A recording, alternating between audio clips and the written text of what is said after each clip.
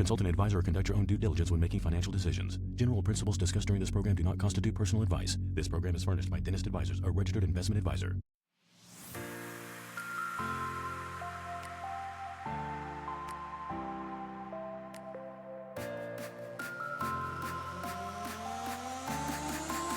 Welcome to the Dentist Money Show, where we help dentists make smart financial decisions. My name is Ryan, affectionately referred to sometimes, mostly in the past, as Sir Ryan. And I'm here with Matt the Mountain, the technical mountain, Matt Mulcock. I just learned today that your middle name is also technical. It's going to be a joke that no one else understands. No, We were yapping before we hopped on, but it's okay. Hello. Yeah, Happy welcome to be here. Matt is on a heater of a streak of podcast recording for today. We're calling this a marathon sprint. This is my number 3 for the day. So we're energy. I'm trying to keep energy up.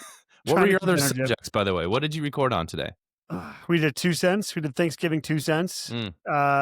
So this is going to come out well after Thanksgiving, but yeah, Thanksgiving 2 cents. And then we did, Robbie, Jake, and I recorded a how to crash proof your portfolio episode. So that was a good one. It was fun. Tips for how to never lose money in the stock market. Exactly. And only it's have gains. Basically how to guarantee you'll only get 10% or more returns every single year and never lose money. Tax-free? And all you have to, tax-free. Passive? Passive, Okay. 100%. And all you have to do is hire dentist advisors. Cool. That's it. And we only have 3 spots left. So And you 5 better days. get going. And 3 spots in 5 days when you hear this. Not now, but when you hear this. When you actually hear this, it'll be 3 spots 4 left weeks. in 5 days. And so you better call now. Call now. Better call now. So we have to make the announcement that was sarcasm. We do not guarantee said returns. Listen to the guy at the first of the episode with the fast voice that mumbles really low. He literally takes care of everything. Right? We can literally say whatever we want now because that dude, and his name's John. Thanks, John. So because John says that at the beginning, we can just say whatever we want. We can. You can just claim whatever. Okay. Yeah. Yep.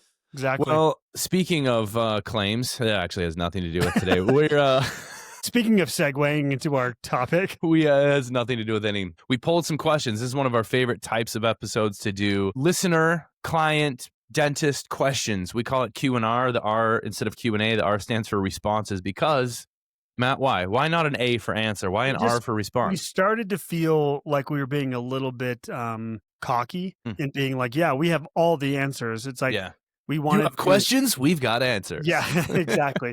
I don't even know where this started, but one day we were talking as we do, and we were just like, man, we call these answers, but sometimes we don't have the answer, but we'll always give you a response. And so we decided to change them to Q&R. Yeah. I actually remember it came from some podcasts I used to listen to from these like multiple PhD. They were like religion and philosophy scholars, and they just nerded out on like the world's philosophies and religions. And they would title their episodes Q&R because being multiple PhDs, as you and I totally relate to. Multiple CFPs. Yeah. You have That's true. Yeah, you got multiple CFPs.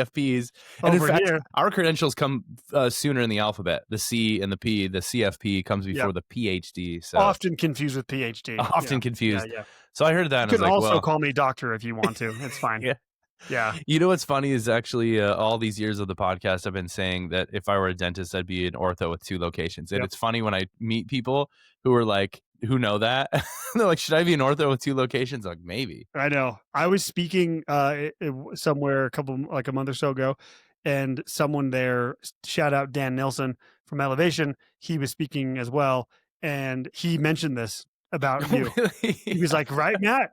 Ortho 2 locations, you and Ryan? Do you Ryan? want to know, there was a younger, okay, actually, let's just start with this question. This wasn't on my list, but now let's just begin with this question. Can we say this real quick? My favorite part of these episodes is I have no idea what these questions are. No, this is great. You have not shared these with me at all. Too, by the way, and they're all on you. You have to answer all of them. Love this. Well, actually, really fast, before we even do that, how we've been talking about this lately. How can we encourage people to send in their questions? What's the easiest way right now to send in questions to the podcast? And we're going to try to keep making this as easy as possible. We're going to fix this. Matt, just give them your cell phone number to have them text you. Yeah, just hit me up questions. at 555. No, I think it is. I'm just going to double check this. Yeah. It's on our website. dentistadvisors.com/podcast. Okay. But we are working currently on possibly just creating an email A straight up where you email. can Yeah. just shoot an email over. Mhm. That would be the goal.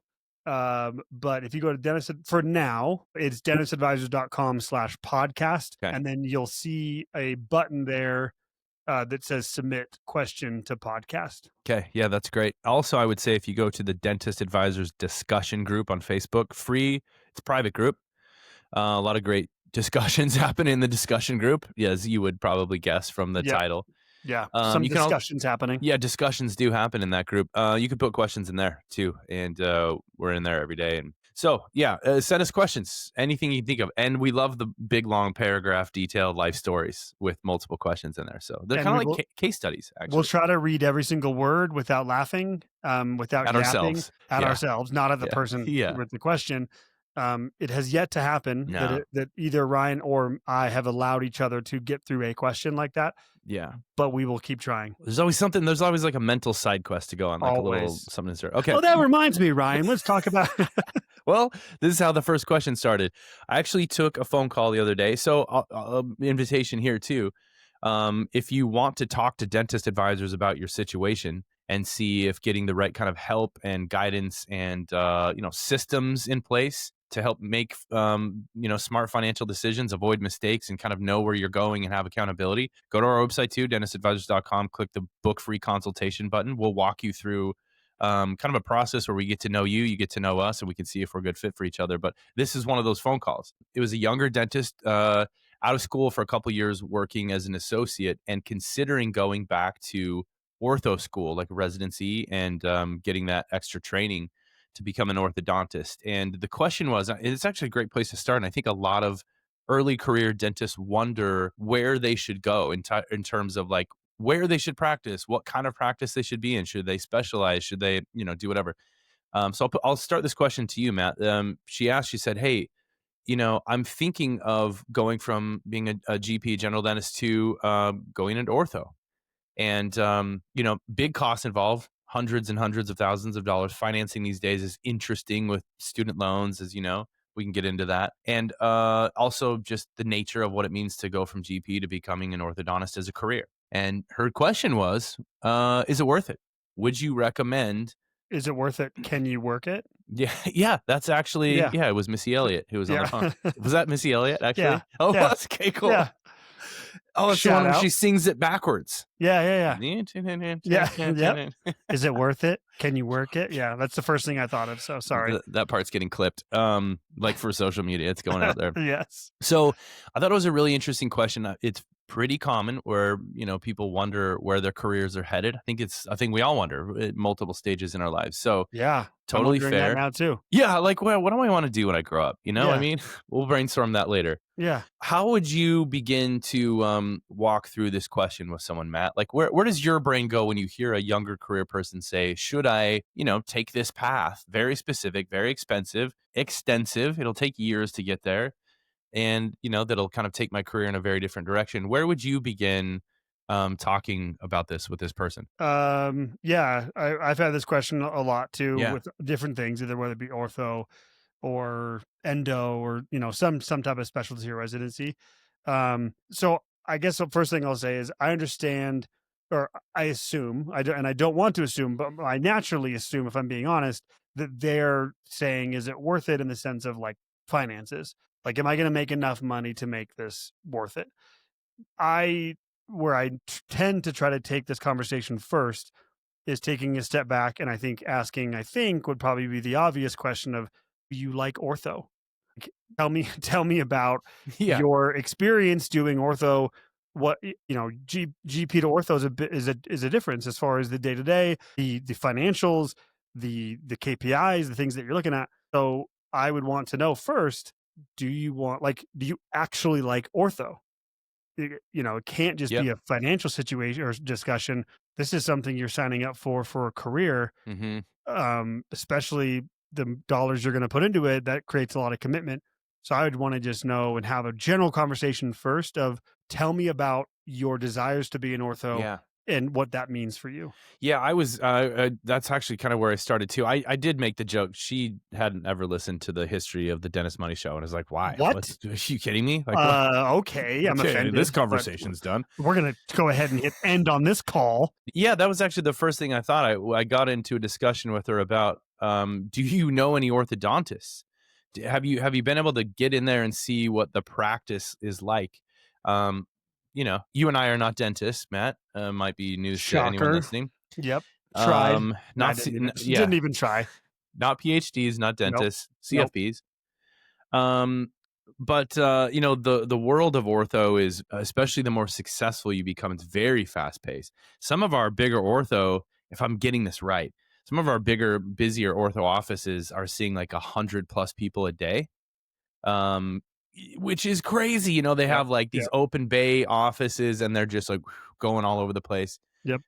Jumping in and out of chairs and bays, chairs, whatever you want to call it. Yeah. So the first thing I was curious about is like, have you been in that environment? Have you ever been in an ortho office? Do you know orthodontist? Have you seen what a typical day is like? Instead of seeing, however many people you're going to see as a GP and doing the work you're doing, have you seen what it's like to be a successful orthodontist running?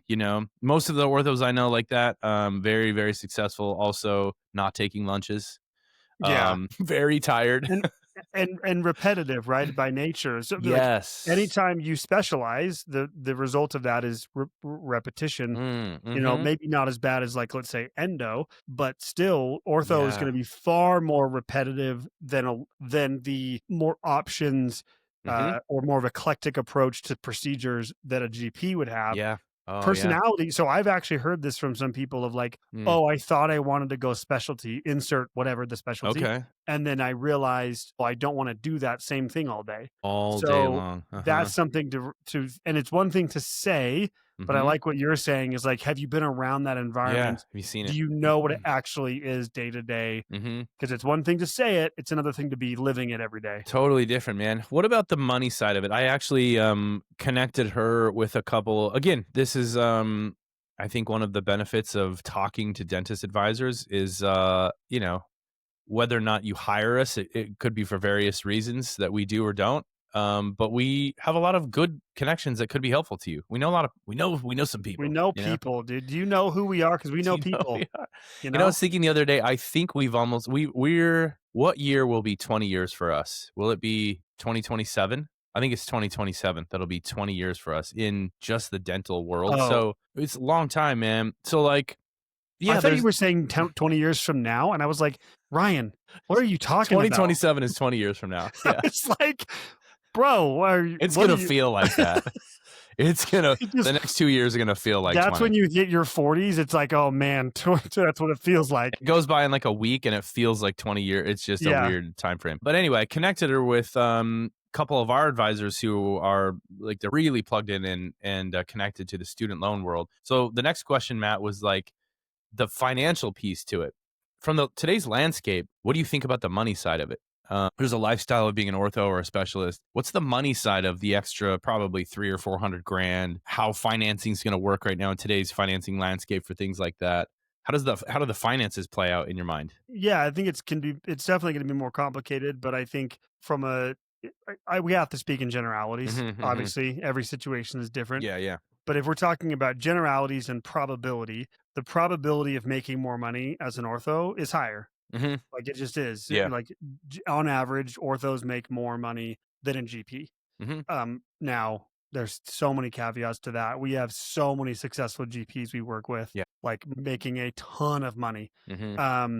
So, but again, if you're just talking financially, I think it's still assuming you've checked the first box of like, this is the lifestyle, this is the business I want to run, this is my personality, like this fits my values and what I want, like this fits my vision. If that all fits, then absolutely, it's still very much worth it. Yeah. In general. Yeah. If you looked across our data, over, are we above 700 people across the country or close to it? Total relationships. Yeah. Yeah. I don't know what percentage would be ortho. It probably is close to what the percentage of ortho is in the country among all the dentists, I'm sure. But the orthodontists will typically rank in a lot of our top numbers and benchmarks for income and net worth and certainly collections and business Yep. value.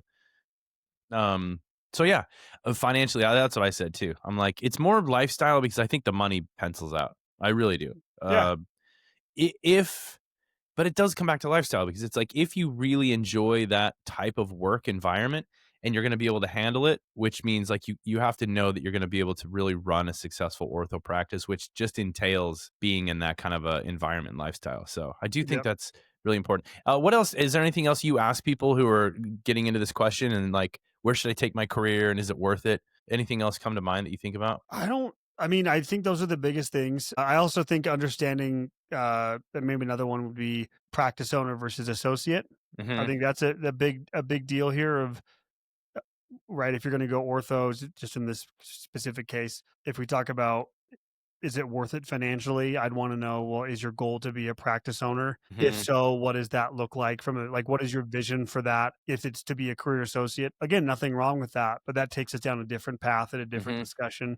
Yeah. But no, I think overall those are the kind of the main discussion Yeah. points it's a hard question to answer. I know. Like it's kind of I don't blame this person by the way, Yeah. but I'm saying it's if you really think about it, it's a completely unanswerable question. I know. Hmm.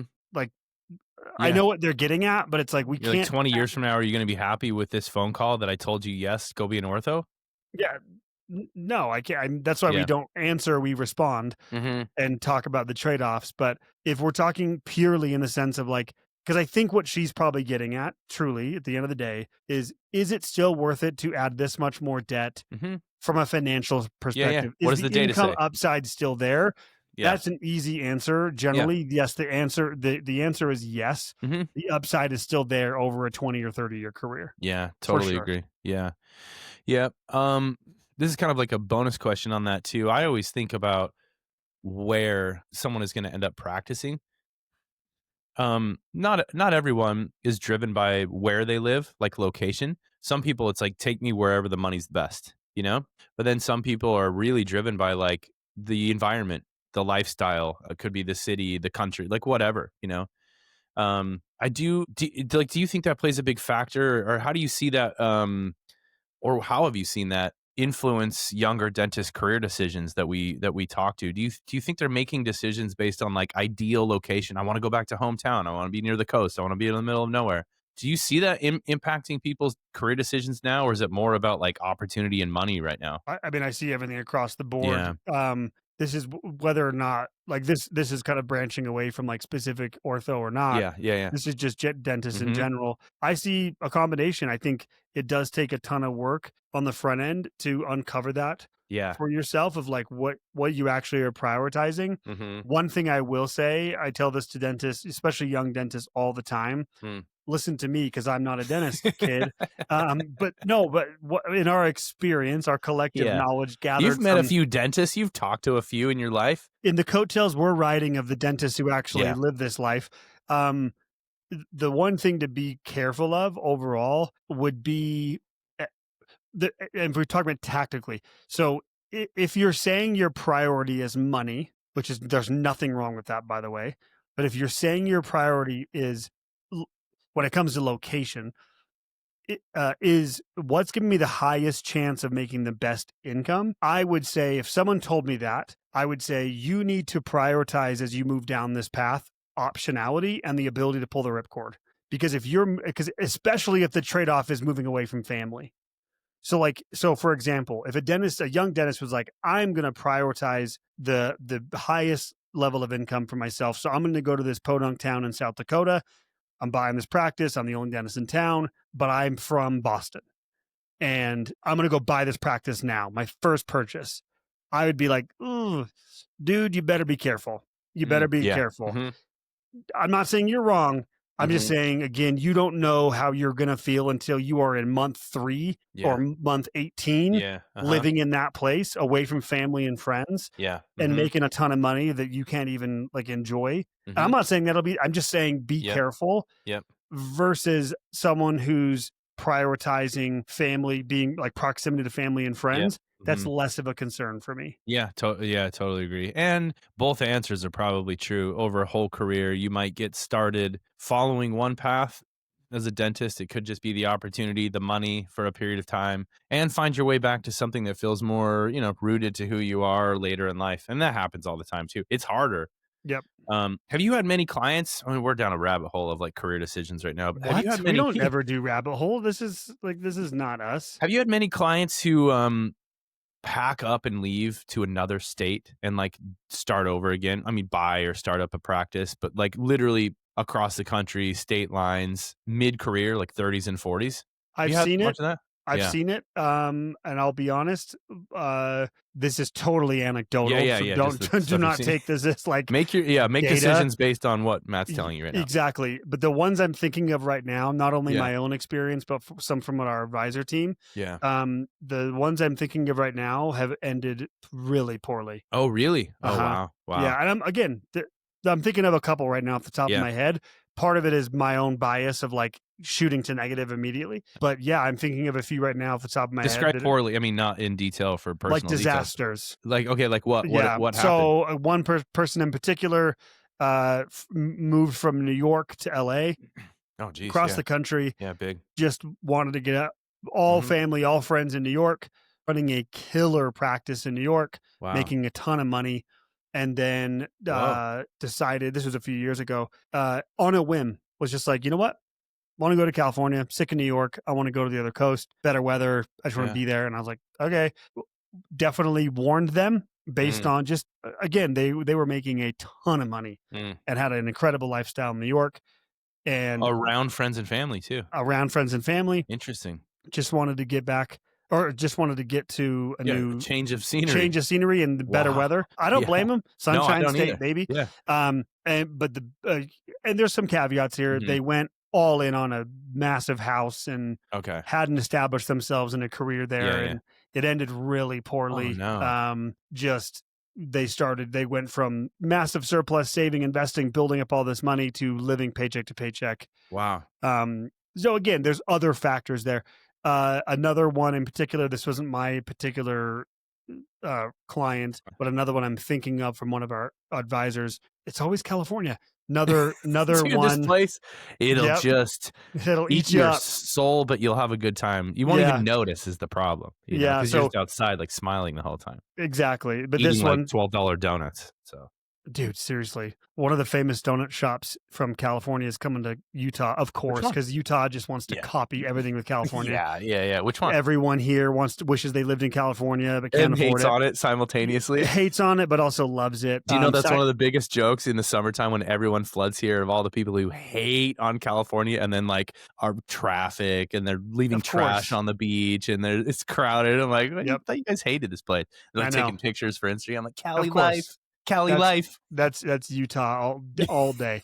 Yeah, and I'm part of the problem as someone who lives in Utah now and used to live in California. Yeah. So Sidecar Donuts. That's the one. Oh, Sidecar. That's okay. Coming I've never gone. Yeah, it's killer. It's killer. I'll have to do that. Yeah, interesting. Anyway, this other one, same thing. Back east, California transition, complete disaster. That was even worse. Gosh. A lot of factors involved, but ended up basically having to go back, and they went back home. So yes, we have seen it. Not saying that all situations are poor, but we have seen a handful that have not gone well. Yeah, making that transition. I mean, New York to LA, you're probably about the same in expenses and taxes. A lesson out of that is probably to really, really set your expectations accordingly when you're going to go to a place that's a lot more expensive. Yep. Yeah, I think that's one thing. I'm going to think of a couple cases too, and then one of them is going to lead in the next question, an actual segue, if you will. We're professionals. We're professionals. I am thinking of a client who successfully went from the Midwest to West Coast, not California, Oregon, and they did it over a multi-year period. Now, their lifestyle includes no kids, or doesn't include kids. I guess I don't know how you would say that. Includes no kids. So they're cheating. Yeah. They're dual income, very successful dual income, no kids. The dinks. Yeah. Yep. So they are cheating a little bit at life, just starting out. But every single person listening just tuned out, including you're like, I don't even care. I don't want to hear this example. You can pretend you're moving to the moon if you have dual income and no kids. Yeah. Yeah. Like, all right, go to the moon. Cool. but they did it really, really slow. The practice was very successful, and the non-spouse dentist, her career was incredible too. And it took her a while for her company to be able to shift her to another place. But they took a couple of years going there, visiting. Okay, that's what I was wondering. What do you mean go slow? Just going there like Yep, they okay. visited a lot. Their expectations, and also their expectations for housing are were very low given their circumstances. They prioritize some other things. So on another note, watching someone do that, and they didn't know what practice they were going to start or buy there. You know, they took their time, they sold the practice, took a little sabbatical, took their time finding a practice, and it's going really well. But it was a slow decision. So anyway, to go back to the whole point, and then all this will lead into the next question. That can be tough. You know, where you decide to practice, where you decide to put your roots down, especially as an owner, can be really hard to change later. I think Yeah. that's just the point. Can It's I not impossible, but yeah. can I read a quote? Oh yeah, you always have the best ones. Yeah, Well, I just copy people. I fully admit it. you always read the best ones. Is what I meant to I say. read the best quotes from other people that are putting a lot of time and energy into thinking, but I read What if well. like what if that's like one of the best things that's said about you? It's just like Matt always reads the best quotes from other people. He's such a good reader of quotes from other people. He's always like so Anyway, quick. Anyway, what's the quote? anyway, this is pertinent. So I've mentioned this course. before, but if you're not already following James Clear's 321 newsletter, it is so good. But I was thinking about this as we were talking about this idea, because what we're talking about is risk and like sometimes Yep. life-changing risk. So Yep. I'm going to read this. I'm going to read it Okay. really well, I think. Okay. And then I want you to tell me if this makes sense for what we're Okay. talking about. Okay. So this is from his recent newsletter. He says the best types of risk to take are ones that, one, the worst outcome is manageable, and two, Okay. the best outcome is life-changing. So think Ooh. asking someone on a date or investing an amount of money you can afford to lose into a business with high upside, or I'll add this is me now, moving across the country, or like if you're factoring this into like what we're talking about now, what's the upside of that risk you're taking? And then the last part of this quote is look for opportunities where it won't kill you if it goes poorly, but you'd be blown away if it goes well. Ooh. Man, okay, hold on. It won't kill you if it goes poorly, but you'd be blown away if it goes well. So I think that applies to what we're talking about. Yeah. Like if you're prepared to move across the country to start a biz or practice with no family, no friends around, I don't know if that fits this criteria of if it goes poorly, I guess just be visualizing if it goes poorly. How will I manage this? Because it's got to be manageable. How would it turn out? Yeah. Yeah. And if it sets you back decades in your financial progress or in any other category, like really sets you back. Yeah, it's just something to consider. That's really cool. Well, Dude, how do you think of these quotes though? I mean, it is a skill. You know, I read quotes and I don't recall them in dentists moving across the country conversations. You know what I mean? I just throw things at a dartboard and hope something sticks. No, I don't know. I'm constantly trying to read from other people who are way smarter than me and apply it to things in my life, or to help clients or people listening or whatever. Yeah. And so I appreciate that though. I try my best. You're good. The other thing I was thinking about here that applies to this, I think, is I heard an interview a while ago with Michael Phelps, the most decorated gold medalist of all time. He talked a lot about, again, that I think applies to this. Him and his coach had like a kind of a unique way of looking at preparing for races and just his training and everything. He's like, so many people think about positive, what am I trying to say? Like thinking about like visualization. Guys, this is my third podcast today. So here comes the slurring. Here comes the slurring and I'm drooling. But he talks about how most people conventionally will think about positive visualization. So you're going to make a big move in your life. You tend to want to think of it positive. Like, okay, what could go right? What he takes as like one of his biggest advantages throughout his career was him and his coach would often talk about and think about negative visualization. So like what is going to go wrong in this race and actually visualize it. Oh, okay. Right. And be like, okay, it's going wrong. I'm actually thinking about this. Interesting. Like how am I going to prepare? How am I going to react to this? I think this could serve dentists very, very well in these situations. Don't just think about what's going to go right because you're excited and emotional and want to have it happen. think about what could go wrong, actually And what you can do about visualize it going wrong. And Yeah. if it does, like I'm talking disaster wrong, Mm, like he'd say like I would visualize my goggles coming off mm. during a race. What am I going to do? Yeah. It's like that would be a disaster for a gold medalist, like trying to Yeah. break a world record. Yep. So in this situation, it's like, what could go wrong? Visualize that and then think about and maybe write out the steps. Here's what I would do. And then Mm, apply it to this quote of, is it going to kill me if it yeah. goes poorly, if that Yeah. actually happens, or is it worth the upside of it going right? Yeah, that's awesome. It's good to know that my probably undiagnosed anxiety disorder is what Michael Phelps does to succeed in life. Just envision all of the bad stuff that will ever Yep. happen See, there you go. simultaneously at all times. He has 21 medals, and I'm so good at that. I just ruminate on worst case scenarios all day, so I'm prepared. you're like, am I Michael Phelps? am I the a Michael gold Phelps of medalist? podcasting? Something. Maybe. Okay, so second story, next question, 30 minutes into this thing. Similar thing. Dentist, she operated a really great practice in the South. They owned some properties, husband's in the medical field, ended up moving to a different part of the country, many states away, for some lifestyle change, just a different kind of thing. And similar experience. I would say that more of these outcomes probably have more struggles in them and in common. It was tough. The practice getting started in the new state was harder. His job actually went better. So I guess there's some trade-offs. It was a little bit harder. Here's the second question. This is actually something we've been talking about internally with the advisor team and how we benchmark data and measure progress in some ways. Their question now at this phase in life, early 40s, late 30s, early 40s. He is getting to the point where he's starting to say, you know what? Like, what is all this for? It's like existential. Been there, brother. They have a couple little kids. What is all this for? He's like, I don't work that much, and the money I make pays our bills.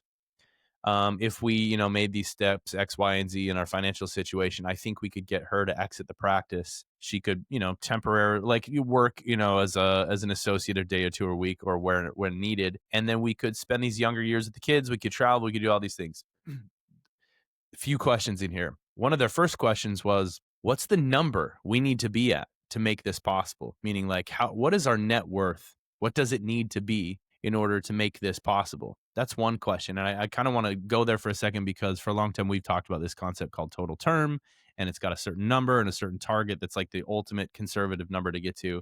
But that's got some caveats. It's kind of like the withdrawal rate rule. Is it 4%? Is it 3%? Is it 5%? Yep.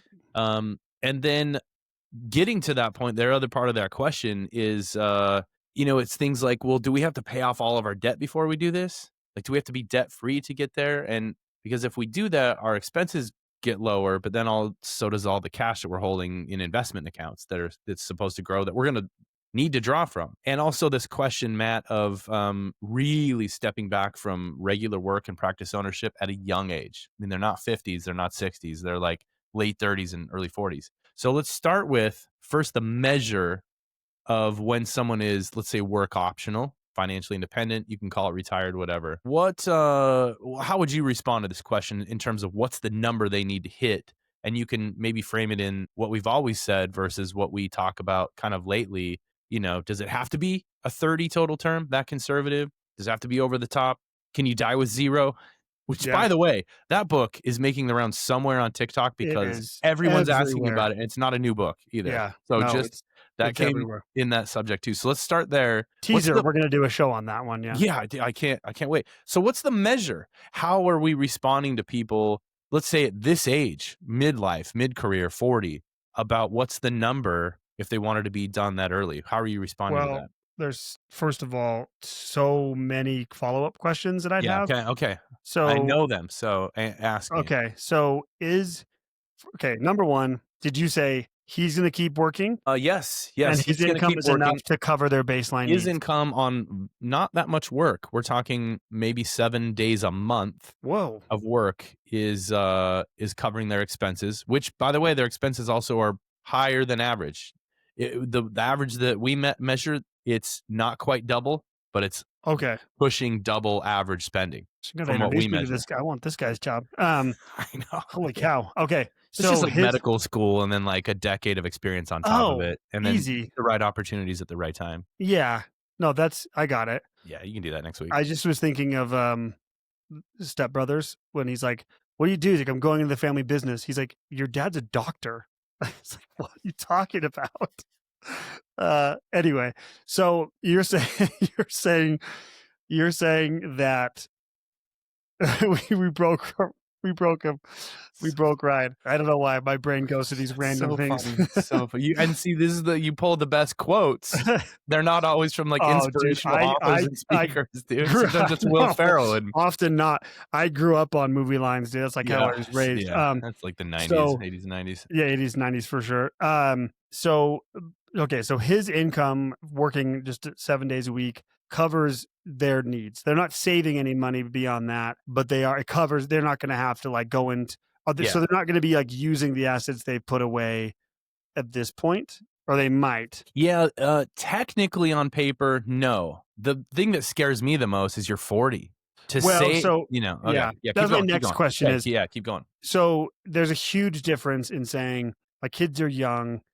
I want to be dedicating some time to them while I believe me, I'm going through this existential crisis myself of like, I only have so many years where my kids actually want to hang out with me. So I'm going to slow down. Like, so for her, I'm going to step away from practice for now, focus on the kids.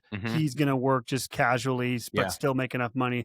But I'm going to go back to work. There's a huge difference in saying I'm going back to work versus what do I need to never work again? Yep. So that would be a real point of clarification. So what's the answer? Yeah, and the answer in their situation is they're young, relative, to actual fully permanently retired people, decades older. So I don't think you can know that answer when you're 40 and you have little kids. I don't think you can know the answer of what your 55 and 60 and 65-year-old brain will be thinking about work and money and career and time, energy. But what if they said their intention is for him to continue working? So let's answer this question on the basis that he's going to continue doing what he's doing. He's going to keep doing what he's doing, paying for their baseline expenses. And my first argument right off the bat was, well, what do you think is going to happen to your spending when the two of you are no longer working like you're working and you have all this free time to do the travel? Yeah, I mean, your spending is going to go up, which is in line with what all the retirement spending happens in all the studies. And age here is a big factor too. Yes. So like you are more likely to have spending increase when you're young and financially independent versus 70. Yeah. Yeah. Huge difference. Yeah, big difference. So the assumption is he'll keep working, covering their current baseline spending. But to me, that's worrisome because spending is not going to stay baseline when all of a sudden both parents are home all day long with the kids or 24 days a month with the kids with no work. You're going to spend more money. Is her intention sabbatical or is her intention like, I would like to know the number for me never to go back to work? Yeah. Here's what's interesting. This is where like being a financial advisor, I'm highly unqualified for some things. Well, a lot of things, but most things, everything. She doesn't want to sell the practice and be done. And he wants her to sell the practice and be done. Oh, she wants to staff it and keep it? Doesn't even want to leave it, actually. So then there's a whole other set of, there's an entire... She doesn't want to do this. No, not like this. Yeah, not by exiting the practice and not by having an associate run it or a partner run it. So these are, now we're into the area where that we have a partnership, very common with different like career and life goals. And what to do. You're dropping nuclear bombs of questions. This isn't even like a... I know. What's the difference in a Roth and a traditional? I know. So keep assuming, we're going to assume he's going to keep working to cover baseline expenses. And let's assume she sells her practice and she goes back to work one day in 10 to 15 years. Let's just assume that, because I think that's what's most likely. Having teenagers myself, kids in college myself, you do get a lot of your time and energy back when kids get older and they leave and they're busy. So, and then you're like, and you've probably heard this a lot from clients, when kids get older and leave the house, they suddenly have like more career energy too. They're like, of course I'm going to do this. So let's just assume He's going to cover expenses. She's going to go back to work as a dentist later at some point, but exit and fully. sell the practice. Yep. And she's going to exit fully right now. How are you talking to them about what multiple they're going to need? And actually, as I'm thinking about this is the second couple that wants to do this that I've talked to in the last 2 weeks, clients of mine that want to basically stop working in their 30s and come back in their 50s. Yeah. So how are you thinking about this multiple? How are you thinking about, should they clear out all their debt too, which will drain their accounts, but also lower their monthly expenses to be, much more manageable? How are you thinking about those things? Yeah. So for me, there's a lot here. This is like an AP test where it's like pages of a situation, and then you just have to like answer it as one question on a test. It's giant. My answer is C. Yeah, is this multiple My choice? answer is D, all of the above. Yeah. Okay, so I personally, so I guess we'll give context. You mentioned it earlier, context of like this multiple we're talking about. We often talk about retirement readiness from a math perspective as a multiple of your spending. So to keep it really simple, if you have 25 to 30 times your spending, your annual spending in usable net worth outside of your home, we would consider you financially independent at that point, just as a general back of the napkin. Yep. I personally, if this is my client, I'm not really looking too much at the multiple in this situation. The reason being, from my perspective, is he has income that's covering their everyday needs. Now, if it goes, you're right. If like spending starts to go up, that's a different discussion. And if she's planning on going back to work, the way I would look at this is, number one, do we have enough of a cushion? So like you got to have some cushion, liquidity cushion. Yeah. I would want to see a minimum. I guess if we're talking multiple, what I'd want to see is a minimum of 3 to 5 years worth of spending. Yeah, like liquidity. Okay. Liquidity. Like that could be stress invested. Number. Yeah. Brokerage account. I'd probably say 5 years. I'd want to see 5 years at least. 5 years at least of annual spending liquid. Yeah. I'd want to see that minimum. Yeah. So that kind of answers the second part of that question. You would rather their expense numbers stay a little higher and keep liquid, even if it means keeping some debts around and just servicing those debts? Yeah. And I'd want to run some calculations here. So I'd want to look at the situation. If they had, let's say, 10 years worth of liquidity, right? Then and depending on their debt load, I would maybe look at that and say, let's run some scenarios of paying down some debt. Maybe that gives up a year or two of liquidity, but they're still at 7 or 8. Yeah, and lowers expenses by a certain amount. Lowers expenses and makes it lowers their stress. That's a different discussion than, let's say, they have 3 years of liquidity and they're like, should we use all that liquidity, get it down to like 6 months worth that our debt's gone? I'd be hesitant about that. Okay. So a lot of it's where they're already sitting from that perspective. Yeah. So questions here to bring up are, what's the amount of liquidity we're going to be sitting on in terms of how many years of your annual expenses do we have liquid? Another question is going to be, what's your expectation around work? How much money you're going to be earning? Another question, or even a little bit of a red flag, is like, expecting spending to stay the same when you're still young, you have young kids, and now you're going to be home, not working and traveling. There's no way expenses are staying where they're at. There's no way. They're going to go up. So that's good.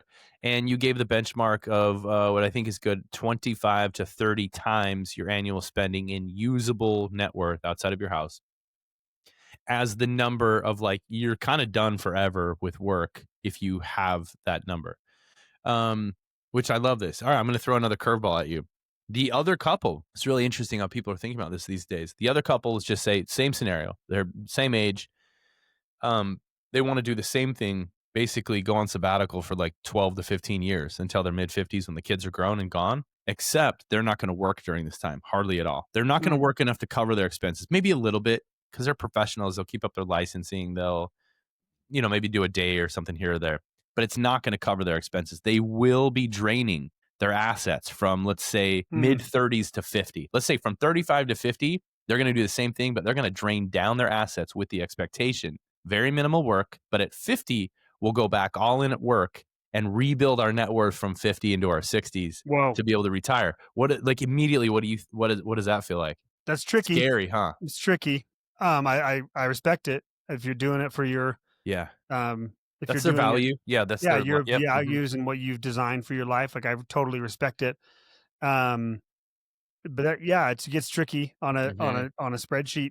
For that situation, I would be looking more to multiple of like if they're you said late 30s, early Yeah. 40s, they want to Uh-huh. go till they're 50, and then their Yeah. intentions to go back to work. Yeah. I mean, But I'd really want to spend down their stuff in the meantime. I'd want to see probably at least a 20. I'd want to see at least a 20 multiple. I mean, I'm just making that up right now. I'd have to really run like Yeah. scenarios, but Uh-huh. I would say if I'm just telling someone on the street, um, Mhm. I'd want to see somewhere in the high teens to Mhm. like low 20s Yeah. of usable net worth. And Mhm. then we need to be really, really locked in on regular reviews of Yes. because part Tracking. tracking because part of this too can we get nerdy for a second. Please, let's go. Talk nerdy to If me. we're talking, we're not PhDs, but in the CFP world, Yeah. there's a lot of this comes down to just pure luck Mhm. of timing, right? So there's Yeah. what's called sequence of returns risk, Yeah. and all of this comes down to we'll use right now as an example. Um, let's say, well, let's rewind 3 years ago. Let's say your client was making this choice 3 years ago, Mhm. like literally Yeah. almost to the day, Mhm. and we just knew, or that we fast forward to today. So over this 3 year period, we've had double digit returns in the Yeah. global market three Yeah. years in a row. Yeah. We're doing annual reviews of clients right now that are seeing multiple six figures up to seven figure Of returns gain. of Yeah. gains in the Yeah. last 3 years. So in that situation, if you knew with Mhm. which we don't, but if Yeah. we knew that your client was doing this at the beginning of a 3 year run we've had, Mhm. I'd be like, I'm Yeah. feeling pretty freaking good. Totally. That's Yep. going to set the stage for the next 10 years plus if Mhm. you have a run like we've had. Yep. But if you flip that and say, well, we have a, lost decade situation on our hands or just a bad run of Mhm. flatline markets for a bit, which is very possible, and Mhm. you just happen to be walking away, like I guess all I'm saying is you better be max level prepared Mhm. to adjust your life Yep. when things like that happen, when you're solely relying on your assets like that. Yeah, it's like, gosh, when you're when your investing horizon is decades, that's one thing. But when it's crazy how short a decade is in the stock market compared to everything else in life. A decade is a million Oh, yeah. years. Yeah. Yeah, the risk, and also the risk in that scenario is you shorten that back end period of when you need to reaccumulate all of your wealth before you are permanently retired. That's another shortened period of time and another risk that, like, Yeah. what if you're injured? What if you can't go back to dentistry? What if? It's a scary thing, but then, fast forward to die with zero, and then what's it for anyway? And like, Yeah. what are we pushing all this for anyway? Here, I'll Which ask you that. Oh yeah, go ahead. I'm all for that. But I guess in this situation, especially the second Yeah. scenario you highlighted, Mhm, uh, and maybe they've done this work. I have no idea. mhm, But if this is my client or talking to dentists in general, I would say, is there a way we can kind of like step into this? mm, Like, does mhm. I personally, again, if we're talking about that quote we mentioned earlier, that feels like a pretty big risk to take Yeah.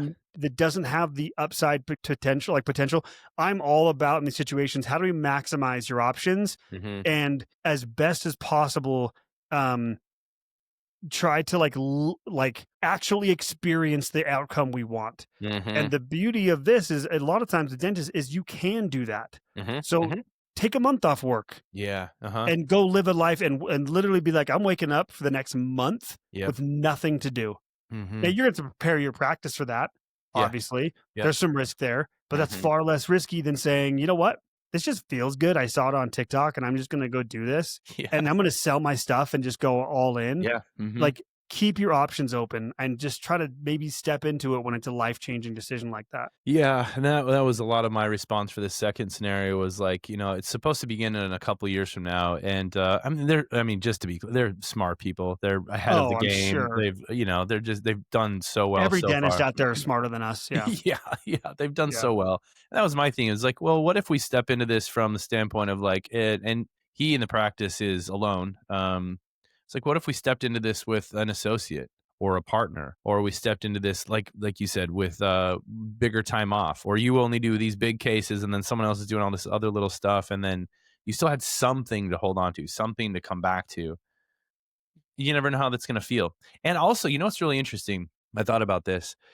In both of these scenarios, these life questions that people think about, it gives them a goal and something to engage on. And then what ends up happening is they become more involved. They track their stuff. They're more meticulous. They save better. They put way more emphasis on liquidity than like, I'm going to go buy these businesses and this real estate and these illiquid assets. And what happens a lot of times, and they double down their focus in their practices. They get help, they get consulting, they really look at the numbers, they really look at their options. And what's interesting is, And then, and then what are you going to say? Yeah. And then what? they What? love what they do and they don't want to leave. It ends up turning out that they're like, wait, actually, this isn't that bad. All it took was a little refocus on some different things, reprioritize some stuff like liquidity and savings and not spreading myself thin across like 10 asset classes on my balance sheet. And then that's what happened. The word I heard you say too is engaged. They got Yeah. engaged in Yes. the process. Mm-hmm. And I think what you're alluding to is I think a lot of things could be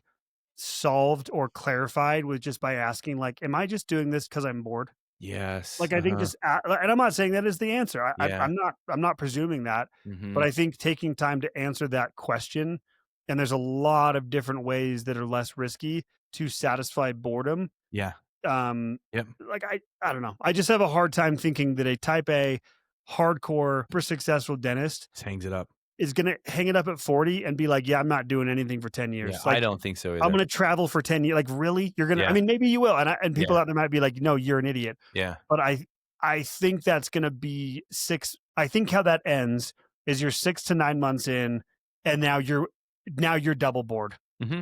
And now you're bored of traveling. I agree. So engage a practice consultant, engage a fiduciary financial advisor, engage some mentor that's going to help you. And it's interesting how the the basics of a good financial plan is really what helps these people in these scenarios the most. It's high amounts of organization. It's good reporting and data. It's having a third party to be accountable to and brainstorm and talk through things with. And it's liquidity. It's not spreading all of your money to like every crazy investment you've heard from your buddies and the internet and whatever sounds like, sexy and sophisticated. It's like basics of stuff. Practice data, profitability, efficiency, teams, process, systems, liquidity, savings. Yeah. And yeah, what you said is exact. We see this all the time. People get re-engaged with how great it is, and then they no longer need to leave it in the same way. A lot of times they still make adjustments. Sure. I actually have a client sold to a DSO.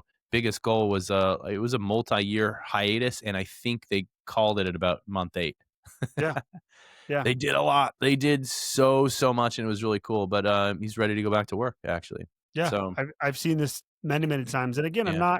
I'm not saying that that everyone's works. journey's their own. Everyone's different, but I just have a hard time thinking that a 40-year-old successful anything, but in this case, dentist, is going to know what they want. I mean, I think inherently none of us know what we want a year from now anyway. I know. Like we all think we do. I agree with But that. like, but you're going to sit here and make this massive life decision and like make it really difficult to, and maybe not. Maybe a dentist is out there listening and being like, Well, someone will. no, I'm just saying like they might say, I'm going to sell, if I sell my practice and make millions of dollars at 40 and step away and I'm a year in and I want to go back, I'll go back. Yeah. Which is true. That's the true. beauty of dentistry. It is. Yeah. Yeah. The longevity of that career. I totally agree. I think it sheds a light on the importance of having the right coaches, advisors, mentors around you, and to just be really engaged with your numbers and how pushing on the basics of everything can really make the big difference out of all these giant questions. The basics are really the foundation of like figuring it out and solving the problems, I think. Well, and it's probably cliche, Ryan, but like I think I firmly believe that things are cliche for a reason. It's because they're the most critical like questions to ask. Worth repeating. Reconnecting with your purpose and like truly diving into like, why am I doing that? Where is this coming from? Where is this coming from? And putting the work into that type of question. I think would be well worth it too before Totally you make agree. a huge life-changing decision. Totally agree. Well, an hour in, we got to 2 questions. I feel like we hit more than that though. Well, it was like 20 questions among 2 scenarios. Yeah. Or actually like 5 sub scenarios. Yeah. So Just a couple side whatever. quests, couple of quotes. You're yeah. dead. You've had way too much talking on a microphone today. It was so good. I think I've reached my max. Matt, do you have any invitations for the audience? This episode probably comes out in like December or even January of 2026. I don't even know. What are your invitations coming up for the folks out there listening? I think There for might be this one. one, if you're out there listening and you connected to these stories, or you're connecting to, man, if you're out there wondering, like, I don't know what I'm doing Sure. with my money. We hear a lot like where my money's even going. Yeah. We hear a lot of I'm making money, but I don't know what to do with it. Mm-hmm. If I'm stressed about having a plan and Mhm. just any of these things. If that's you're thinking about it, you should call us. We talk to hundreds of dentists all over the country every single week. And these are the types of things we talk to and help dentists with. Yeah. So if you're wondering how we can help you, you can go to dentistadvisors.com, book a free consultation. We now have tax and accounting as part of our services. Mhm. So we are truly as comprehensive as it gets as advisors. We would love to talk to you. Yeah. And it'll probably be me or Matt, actually. So It'd probably what? it'll probably be me or you Yeah. who you answers might- the phone. If It's you're likely. if you're lucky, you'll get Ryan. If you're extra lucky, you'll get Lauren. Yeah. Oh, And then it might be me. and shout out to Lauren, because it actually is like a third of it. Lauren. Yeah. Okay. Well, thanks, Matt. Thanks for all of you for tuning in. Again, if you have questions, dentistadvisors.com/podcast to submit a If you question. want to submit a question, yep. Yeah. So thank you, Matt. Happy Turkey Day. Yes. Go Birds on Go Birds, Turkey. baby. But, turkey birds. Anyway, thanks everyone. Talk to you next time. Bye bye.